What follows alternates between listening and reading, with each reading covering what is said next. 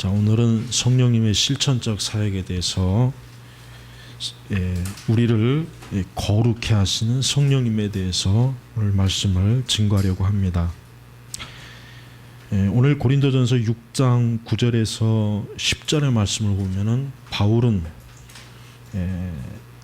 사람의 어떤 죄를 그냥 뭉뚱그려 가지고 피상적으로 너희는 죄를 짓지 말라 그렇게 얘기한 것이 아니라 뭡니까? 죄를 구체적으로 지목했죠. 구체적으로. 그래서 음행, 우상 숭배, 남성 동성애자, 또 동성 연애하는, 간음하는 자, 도둑질, 탐욕, 술 취하는 자, 남을 헐뜯는 자, 약탈하는 자. 이게 죄에 대한 그 목록. 그러니까 바울의 특징이 뭐냐면 여기뿐만 아니라 로마서에서도 그렇고, 그다음에 갈라디아서도 그렇고, 에베소서에도 그렇고, 바울 서신의 특징은 죄에 대한 것들을 구체적으로 지적하는 게 바울 서신의 특징이에요. 그래서 바울 서신을 받은 사람은 핑계를 댈 수가 없어요. 나는 내가 지은 죄를 몰랐다.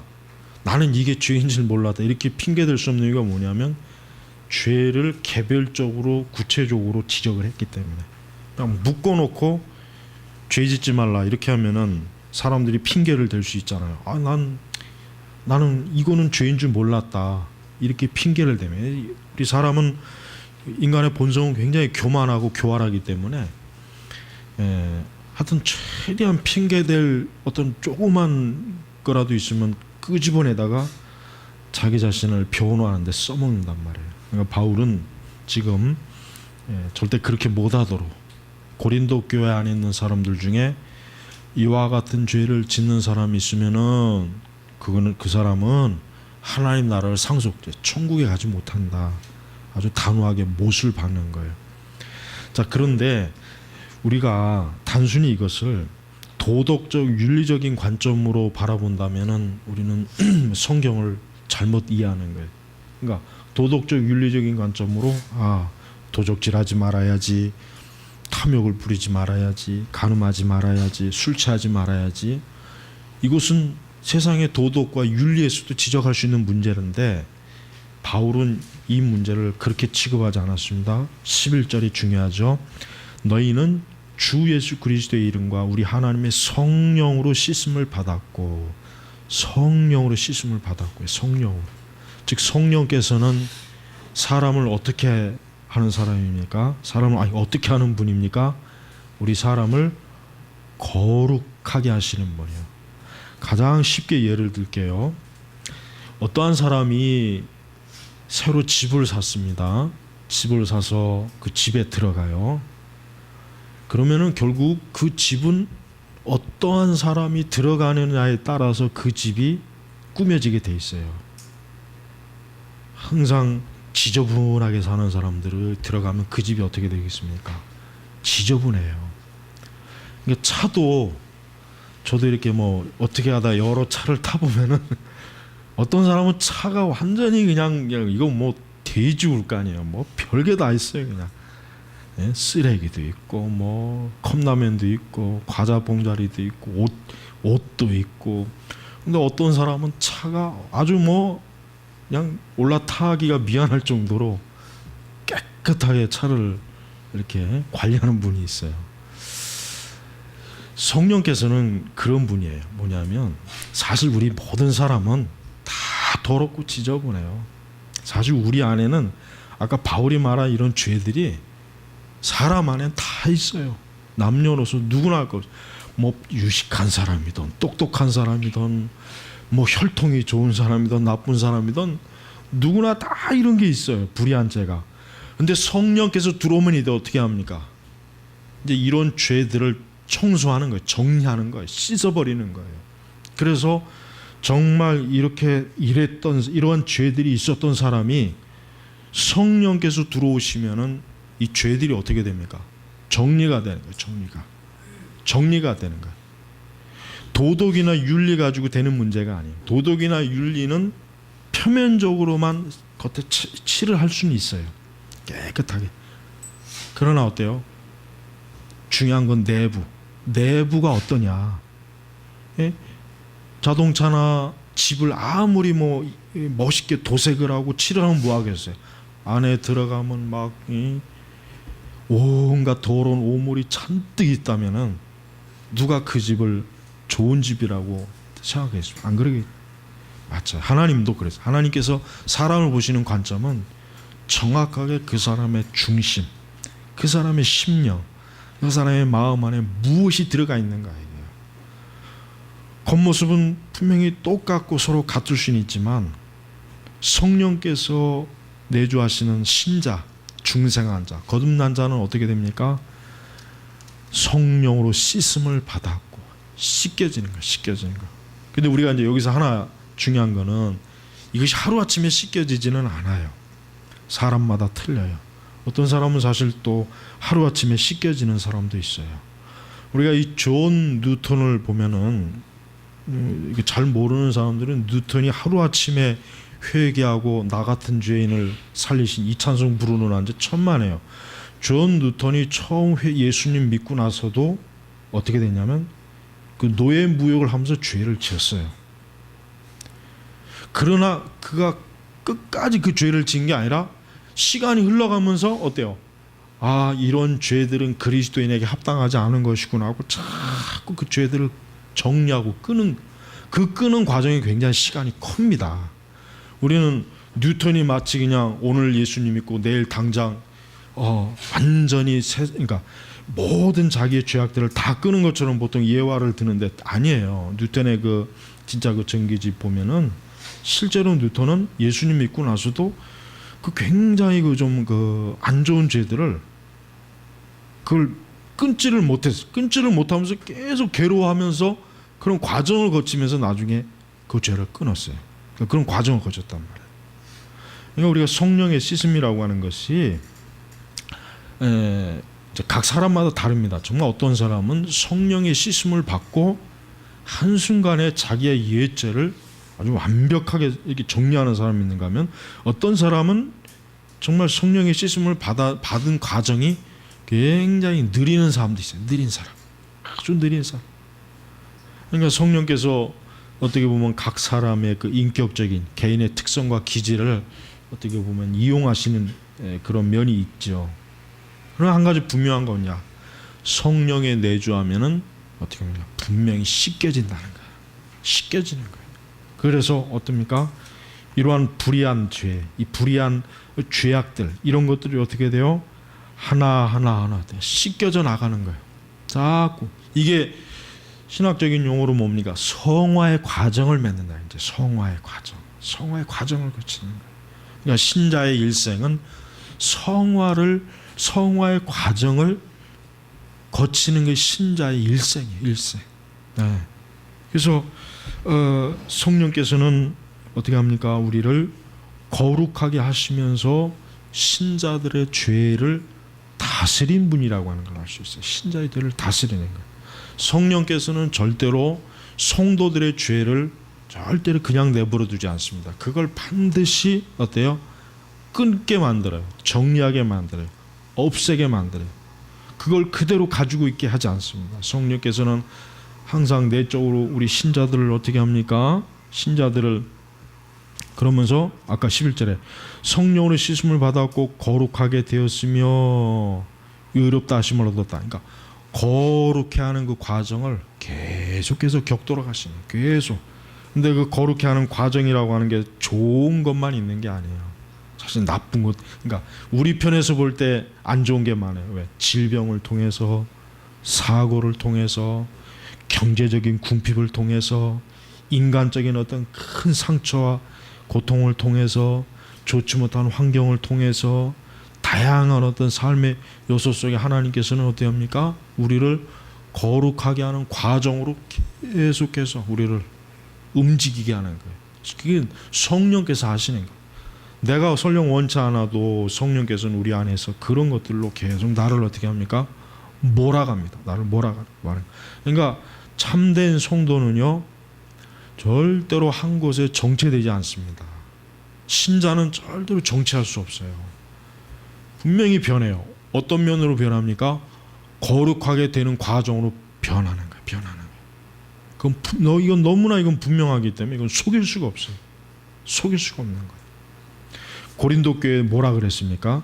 11절에 너희 가운데 이 같은 자들이 더러 있었으나, 고린도 교회 안에 성도들 가운데 아까 말한 그 9절부터 10절까지 죄를 짓는 자들이 있었어요. 있었단 말이에요.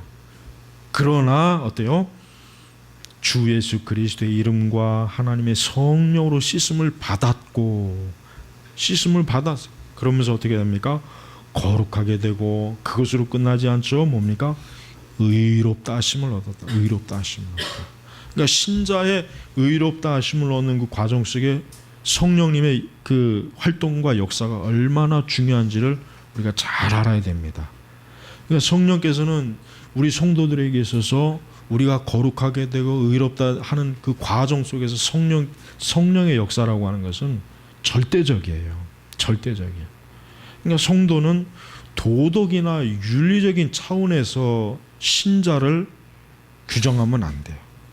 그러니까 부끄러운 게 뭐냐면, 교회가 도덕과 윤리를 자꾸 외치는 것은 그건 참 부끄러운 거예요. 왜? 성령께서 교회 안에 임재하시는데 어떻게 하찮은 도덕과 윤리적인 수준에서 우리가 그런 것들을 거론한다고 하는 게 얼마나 부끄러워요. 사실은 어떻게 보면 그는 성령의 역사를 부인하는 거나 다를 바가 없어요. 성령님은 우리가 단순히 사람이, 신자가 도덕적으로 윤리적으로 올바른 사람이 되도록 우리를 이끄시는 분이 아닙니다. 그런 분이 아니에요. 우리를 어떠한 사람으로, 거룩하고 의로운 사람으로 성령님은 우리를 이끌으시는 분이에요. 도덕이나 윤리적인 차원에서 우리를 이끄신다면 성령님은 굳이 필요가 없어요. 우리는 그냥 이 세상의 도덕교사나 공자나 맹자 정도만 있어도 얼마든지 웬만하면 다 그냥 이렇게 보기 좋게 꾸밀 수 있습니다. 그러나 성령님이 아니신다면은 우리 안에 있는 불의한 요소, 이 불의한 죄들을 해결할 길이 없어요. 그러니까 성령께서 어때요? 우리를 씻어주시는 거예요. 씻음이라고 하는 표현을 유심히 봐야 돼. 씻긴다는 게 뭐겠어요? 더러운 것을 맑게 하는 거 아니에요. 더러운 것을 씻어서 깨끗하게 하는 것이란 말이에요. 그래요. 성령의 활동이 그것입니다. 성령께서 활동하시는 것은 신자를 날마다 씻겨주시는 거예요. 날마다. 어느 한 번만이 아니야. 날마다. 그래서 우리가 성령의 충만이라고 하는 것은 단회적인 것이 아니라 뭡니까? 그것은 일생토록 계속해서 성령의 충만은 반복적인 거예요. 단회적인 게 아니란 말이에요. 단회적으로 끝난다면은 그러면은 문제가 커집니다. 성령의 충만함을 우리는 하루에도 몇 번씩 계속해서 반복적으로 우리는 성령의 충만함을 우리는 어때요? 갈급해야 되고 마땅히 그래야 돼요. 그래야 어떻게 됩니까? 우리 안에 여전히 아직 우리 안에 있는 죄성, 이 죄성이 이게 어떻게 됩니까? 살아나지 못하는 거예요. 이것들이 꽉 짓밟혀 있어야 돼요. 그러나 성령이 충만하지 않으면은 사실 우리 안에 있는 죄성이 굉장히 강하게, 아주 강하게 우리 안 신자들 안에서 엄청나게 활동과 역사를 많이 합니다. 그것 때문에 사실은 신자가 죄를 짓고 하나님께 그만 회개해야 될 그런 죄를 짓는 거예요. 다윗이 밧세바와 간음할 때 다윗이 구원받지 못한 사람은 아니었잖아요. 그러죠? 다윗이 밧세바와 간음할 때 구원받지 못한 사람은 아니었어요. 구원받은 사람이었어요. 그런데 어쩌다가 어떻게 하다가 다윗이 어떻게 하다가 그런 간음죄를 졌을까요? 그건 다른 게 아닙니다. 다윗에게 성령의 충만함이 부족했던 거예요. 부족했던 것입니다. 그래서 우리 신자는 성령의 충만함을 사모하고 하나님 앞에 기도하고 하나님 앞에 요청해야 돼요. 그리고 그것이 분명히 우리 안에 있어야 돼요. 성령에 충만하지 않으면은 사실 성도는 아무리 성도라고 해도 지금 우리 세대와 같이 이렇게 온통 사방 천지의 죄악의 요소들이 가득한 세상에서 신자들이 살아나간다는 건 굉장히 많은, 아주 정말 엄청나게 많은 고역이에요. 고역. 힘들어요. 그래서 우리는 항상 성령의 충만함을 하나 앞에 구해야 돼요. 왜? 그 성령의 충만함이 뭡니까? 우리를 씻기는 거예요. 우리를 씻기는 거예요. 우리 안에 있는 이 죄성이 살아나지 못하도록, 이 죄악이 이것들이 틈탈 때마다 성령께서, 거룩한 영 성령께서 이걸 그냥 내버려 두지 않고 우리 마음과 우리의 삶 속에서 자꾸 제거를 시키고, 우리가 이런 쪽으로 돌아서지 않게 하고, 미혹당하지 않게 하고, 유혹당하지 않게 하고, 거기에서 돌이켜서 항상 어떤 자리에, 거룩하고 의로운 자리에서 항상 굳건히 설 수 있는 게 이게 성령께서 하시는 일이란 말이에요. 그러니까 바울이 에베소서 5장인가 술 취하지 말고 뭡니까? 성령의 충만. 왜 그랬을까요? 왜? 신자는 항상 성령에 충만해야 되니까 그런 거예요. 어제 성령이 충만했으니까 오늘은 괜찮지가 아니라 어제는 어제고 오늘은 오늘이에요. 또 내일은 내일이에요. 그러니까 내가 오늘 성령이 충만할 수 있지만 내일은 아닐 수도 있어요. 그렇다고 해서 성령이 우리를 떠나시는 건 아닌데, 그러나 더 성령께서 우리를 전적으로 뭡니까? 주도하시고 우리에게 강한 영적인 권세를 미치시고 우리를 이끄셔서 우리가 어떻습니까? 항상 하나님의 은혜 안에서 거하도록 하는 것입니다. 그래서 성령께서는 신자들에게 어떤 마음을 주십니까? 죄를 싫어하는 마음을 주십니다. 죄를 싫어하는 마음을 주십니다. 죄를 좋아하는 마음은 절대로 성령께서 주시는 마음이 아니겠죠. 그러니까 만약에 우리가 어떠한 죄를 좋아하는 마음이 있다, 거기에 끌린다, 거기에 자꾸 호기심이 간다 하면은 그땐 틀림없이 이거는 마귀가 나를 유혹하는 것이구나, 사단이 내가 지금 죄를 짓도록 유혹을 하고 있구나 봐야 돼요. 그럴 때 우리는 어떻게 되겠습니까? 다른 방법이 없어요. 우리는 하나님 앞에 신속하게 우리는 기도하면서 내 안에서 이 탐욕과 정욕과 이 죄악에 대한 애착이 사라지도록, 떠나도록 성령께서 씻어주시고 성령께서 나를 거룩해 주십시오. 기도 외에는 다른 방법이 없는 것입니다. 그래서 참된 성령의 역사는 죄를 싫어하게 합니다. 절대로 성령님은 죄를 좋아하게 하진 않습니다. 이건 뭐 2살 먹은 아이도 이해할 수 있을 거예요. 성령께서는 절대로 죄를 좋아하게 하지 않습니다. 그렇다면 우리 마음 안에서 우리가 한번 객관적으로 볼 때 내가 죄를 사모하고 동경하는 마음이 있을 때는 그만큼 성령이 충만하지 않은 거예요. 그만큼 우리는 성령을 근심케 하고 있는 거예요. 그래서 성령께서는 우리를 죄를 싫어하게 만듭니다. 그리고 성령께서는 그 싫어하게 하면서 어떻게 합니까? 죄를 떠나도록 이끌어 주십니다. 죄를 떠나도록. 바울이 말한 아까 이 여러 제목들을 볼 때 바울이 그랬어요. 너희 가운데 이 같은 자들이 더러 있었으나, 그러니까 이 사람들이 어떠한 사람이었습니까? 9절과 10절에 이 다양한 죄들을 지었던 사람이에요.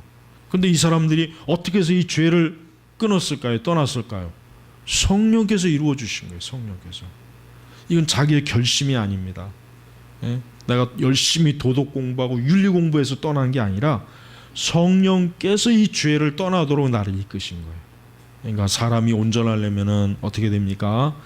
정말 성령이 충만해야 돼요. 사람이 온전하려면은 그리스도 예수 안에서 성령이 충만한 게 이게 가장 유일한 정확한 길이에요. 다른 길은 없습니다. 인간이 다른 방법으로 사람이 온전해지는 길은 없어요. 그거는 잠깐 일시적이고 표면적일 것뿐이지 영원한 것은 뭡니까? 성령께서 많이 이루어 주시는 것입니다. 또한 성령께서는 죄의 강한 세력과 영향에서 신자들을 지켜주십니다. 그렇습니다. 성령님은 수동적인 분이 아닙니다. 성령님은 수동적인 분이 아니라 적극적으로 성령님 우리를 어떻게 합니까? 보호하시는 분이에요. 보호하시는 분. 여러분 한번 지나간 일생을 통해서 하나님께서 그때 나를 더 큰 죄로 빠지지 않도록 나를 보호해 주셨구나. 그런 때가 있어요. 성도들은 반드시 그런 때가 있습니다. 분명히 있습니다. 그때 잘못하면은 더 큰 죄로 갈 수 있었을 텐데 하나님께서 정말 어떻게 그렇게 섭리하셨을까? 그때 그렇게 인도하셨을까? 그래서 내가 더 큰 죄를 짓지 않도록 나를 보호해 주셨구나. 그럴 때가 있습니다. 신자들은 과거를 돌아보면은 하나님께서 나를 보호하지 않았다면 내가 죄를 지었을 텐데, 내가 더 큰 죄를 지었을 텐데, 이러한 때가 굉장히 많아요. 성령께서 우리를 보호하시는 거예요. 성령께서는 단순히 우리로 하여금 죄를 경고하고 죄에 대해서 우리가 증오심만 품는 게 아니라 그 죄와 죄의 세력으로부터 어때요? 우리를 보호하시는 거예요. 보호해 주시는 거예요. 보호해 주시는 거예요. 그러니까 신자는 영원한 구원을 받는 거예요. 신자의 구원, 신자는 그의 영혼이 안전합니다. 왜? 성령께서 보호하시기 때문에 안전하는 거예요. 성령께서는 절대로 성도들을 방치하는 분이 아닙니다. 성령께서는 절대로 성도들이 그저 네 알아서 해라, 네 멋대로 해라, 난 모르겠다, 이런 분이 아니에요. 성령님 우리를 아주 세밀하게 자세하게 지켜주시고 보호하셔서 우리 신자가, 그리스도의 신부가 죄악의 길로 빠지지 않도록 우리를 권고하시는 거예요. 근데 여기서 우리가 좀 알아야 될 거는, 필립 켈러의 그 양과 목자라는 책을 보면은 거기서 아주 중요한 게 있어요. 뭐냐면 이 양새끼가 자꾸 고집을 피우고 말을 안 듣고 자꾸 목자가 벗어나지 말라는 경계를 벗어나면은 한두 번 혼내다가 나중에 어떻게 합니까? 그 양을 발의 힘줄을 확 끊어버려요. 다시는 그런 짓을 못하게. 성령께서는 그렇게 하시는 분이에요. 성령께서는 신자들이 하나님 앞에 합당하지 못한 것에 자꾸 접근하지 못하도록 하나님이 이렇게 부드럽게 하나님을 경고하시지만, 그러나 자꾸 고집을 세우면 어떻게 됩니까? 아주 치명적으로 아주 하나님께서 심지어는 그 양을 그냥 확 목을 꺾어버려요. 죽여버린단 말이에요. 목자가. 예. 그놈의 양새끼 때문에 다른 양들이 따라하거든. 양은 하나의 양이 하면은 그걸 따라한단 말이에요. 그러니까 목자가 자꾸 말썽 피우는 양을 아주 단호하게 그냥 처리해버리잖아요. 그 양과 목자의 그 내용이 나와요. 난 그게 가장 기억에 남아요. 아주. 하나님께서는 성도들이, 신자들이, 거룩한 주의 백성들이 혹시라도 만약에 이런 불의한 죄들을 지을 때 어떻게 됩니까? 단호하게 하나님께서 아주 그걸 반복하면 아주 확실하게 처리를 해버려요. 굉장히 그러니까 목자가 무서운 거예요. 그러니까 그걸 보면은 다른 양들이 감히 그런 짓을 못하면, 그러니까 바로 그것 때문에 그러는 거예요. 성령께서는 우리 신자들을 지켜주십니다. 그러나 지켜주신다고 해서 우리가 영적으로 방심하거나 방황하거나 어리석고 미련한 길로 자꾸 가면은 하나님께서는 결코 그것을 방치하지 않습니다. 아주 단호하게 그것을 처리해 주셔요. 이건 무서운 거예요. 우리. 끝으로 성령께서는 결국 무엇을 이룹니까? 우리를 의롭다 하심, 의롭다 하심. 그렇습니다. 의롭다 칭함에 대한 그 모든 과정은 성령의 주권적인 사역이에요. 우리가 이신칭이 믿음으로 의롭다 하는 것, 우리가 예수 그리스도를 믿음으로 구원받는 건 결국 궁극적으로 누구의 사역입니까? 성령님의 사역입니다. 이거는 성령님의 사역이에요. 그러니까 의로워지는 것, 이게 사람이 그 죄에 벗어나서 완전한 자리로 이끌리는 거잖아요. 근데 이걸 누가 하십니까? 성령께서 하시는 거예요. 그러니까 우리의 의를 누가 이루어 주십니까? 성령님께서 이루어 주시는 거예요. 그리고 그 성령님은 또한 그리스도 의에 대한 보증, 인칭, 보증이 되십니다. 인칭. 그러니까 주님 오시는 그날까지, 우리가 주 앞에 서는 그날까지 너는 주의 것이라고 딱 도장을 찍어서 의로운 백성으로 하나님이 딱 끌어들이시는 거예요. 그러니까 성령께서는 참으로 정말 좋은 사역을 하시는 분이에요. 정말 성령님이 아니었다면은 교회는 생존할 수가 없었을 것입니다. 교회가 생존할 수, 지금까지 교회 역사를 볼 때 교회는 수백 번도 없어질 수 있는 그러한 일들이 너무 많았어요, 사실은. 그러나 어떻게 교회가 이렇게 생존하는 거. 한번 보시죠. 우리나라 교회도 사방팔방 교회가 사실은 배도하고 배교하잖아요. 그러나 다 그렇지는 않습니다. 보이지 않는 곳에 참된 교회가 있고 참된 목자들이 있고 참된 성도들이 있어요. 그 사람들을 통해서 하나님께서 진리를 계속해서 하나님께서 이끄시는 거예요. 중세 천년 기간 동안 로마 가톨릭이 그렇게 강력하게 힘을 발휘했지만, 그러나 그 오랜 긴 시간 동안 소수의 하나님을 믿는 사람들이 있었어요. 그 사람들이 있었기 때문에 루터가 있는 거예요. 칼빈이 있는 거란 말이에요. 그 사람들이 없었으면 루터나 칼빈은 없습니다. 네. 그러니까 우리는 이 세대가 다 배교하고 배도하는 게 아니에요. 극히 작은 수지만 하나님의 진리를 바르게 알고 정말 성령, 진짜 성령, 악령이 아니라 진짜 성령님에 의해서 인도받고 진리를 깨우침 받고 바르게 믿는 이 사람들이 오늘날 이런 세대이지만 분명히 교회 안에 있습니다. 또 그런 교회도 있고. 그러니까 여러분, 우리가 이 성령께서 얼마나 하나님의 교회를 귀하게 여기고 소중하게 여기고 얼마나 이 교회를 정말 철저하게 성령께서 인도하시는지를 우리가 알아야 됩니다. 여러분이 어떠한 사람인지 알아야 돼요. 여러분 안에 성령님을 모신 사람이에요.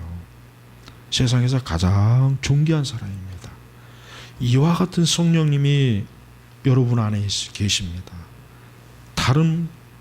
다른 누군가가 아니라 하나님의 영, 하나님께서 우리 안에 계시는 거예요. 그러니 우리 신자들이 얼마나 거룩하고 얼마나 존귀한 사람이란 말이에요. 성도는 그 자체로 존귀한 거예요. 더 이상 다른 게 없단 말이에요. 근데 이 제자 훈련 같은 경우로 보세요. 제자와 성도를 구분해 버렸어요. 그리스도인과 성도를 구분해 버렸어요. 성경에 전혀 없는 구분을 지들끼리 한 거예요. 그러니까 우리는 그런 어리석은 제자 훈련, 제자와 이런 데 속으면 안 돼요. 하나님의 백성들은, 진정한 성도는 그리스도인이요 제자입니다. 별도로 제자 훈련 받아서 제자가 되는 게 아니에요. 이미 거듭난 그 순간 그는 제자가 되는 거지. 우리는 성화의 신앙을 온전하게 교회에서 바른 설교와 교리 교육으로 잘 가르쳐야지, 그런 엉성한 제자 훈련 같은 거 시켜가지고 위선자들만 많이 양산시키는 그런 타락한 그런 잘못된 것을 본받아서는 안 됩니다. 자, 말씀을 맺겠습니다. 성령님은 우리를 거룩해 하시는 분입니다. 우리 안에 있는 죄성을 끝까지 하나님께서 끝까지 추격하셔서 절대로 남겨놓지 않으고 다 씻어주시고, 하나님 나라 가는 그날까지 우리를 씻기시고 우리를 보호하시고 우리를 지키시고 우리 인도하셔서 영광스럽게 주님 앞에 우리를 세우실 거예요. 여러분, 항상 성령의 충만함을 정말 사모해야 돼요. 세상 사람들은 술 취하는 걸 사모하죠. 세상 사람들은 다른 걸 사모하잖아요. 그러나 우리 성도들의 최고의 소망은 그냥 죽으나 사나 아침이나 점심이나 저녁이나 성령이 충만케 해달라고 기도해야 돼요. 이게 정말 중요한 기도입니다. 그래야 우리가 이 세대에서 우리가 올바로 주 앞에 갈 수 있지. 안 그러면은 넘어져요. 실족합니다. 너무 많은 함정들이 있기 때문에 위험한 세상이에요. 아무쪼록 거룩해 하시는 성령님과 한 주도 철저하게 동행하시길 바랍니다. 기도하겠습니다. 아버지 하나님, 감사합니다. 참으로 정말 성령이 충만한 것이 너무나 필요하고 중요합니다. 주여, 우리 교우들 한 주간도 성령이 충만한 그런 한 주간을 보낼 수 있도록 우리 주 하나님 아버지께서 이 시간도 성령의 충만함을 베풀어 주시옵소서. 그리하여 항상 그리스도인으로서 온전하게 서도록 이끌어 주시길 원합니다. 주 예수님의 이름으로 기도 올렸습니다. 아멘.